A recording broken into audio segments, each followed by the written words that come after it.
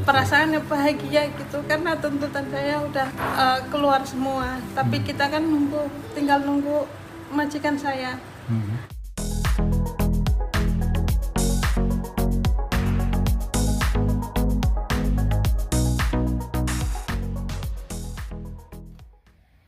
Halo, assalamualaikum. Kembali lagi ya teman-teman, bareng saya di channel Novanjika. Menjadi seorang TKI ataupun TKW, tentunya tak semuanya itu bisa berjalan mulus ya ketika berada di tempat kerja. Salah satu contohnya yaitu Mbak Kartika TKW Hongkong yang mengalami penyiksaan pada tahun 2013.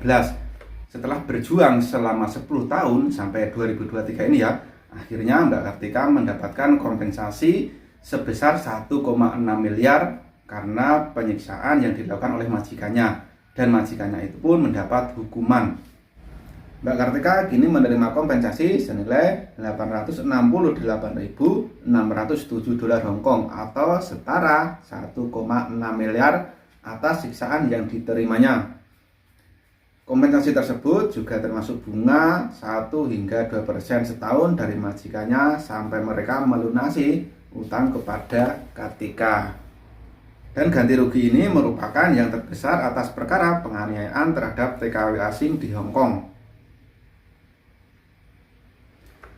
Mbak Kartika sebelumnya mendapatkan kekerasan, yakni dipukuli dengan rantai sepeda dan dibakar dengan besi panas oleh pasangan suami istri Tai Chi Wei dan Catherine Aoyu San selaku majikannya.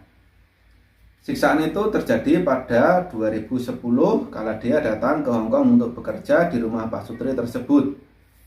Selama 2 tahun ia menerima siksaan kejam yang melibatkan serangan menggunakan rantai sepeda, setrika panas, cutter, dan gantungan pakaian. Setelah melakukan penyiksaan, Pak Sutri usia 40-an tersebut masing-masing dipenjara selama 3 tahun, 3 bulan, dan 5,5 tahun pada 2013 atas tuduhan melukai dengan sengaja dan menyerang yang menyebabkan cedera pada tubuh Mbak Kartika. Kemudian pada tahun 2017, Tai pun diadili secara perdata. Demikian pula Au pada 2019.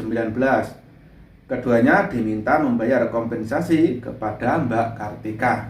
Kemudian sidang tersebut sempat tertunda karena COVID yang melanda kemarin ya.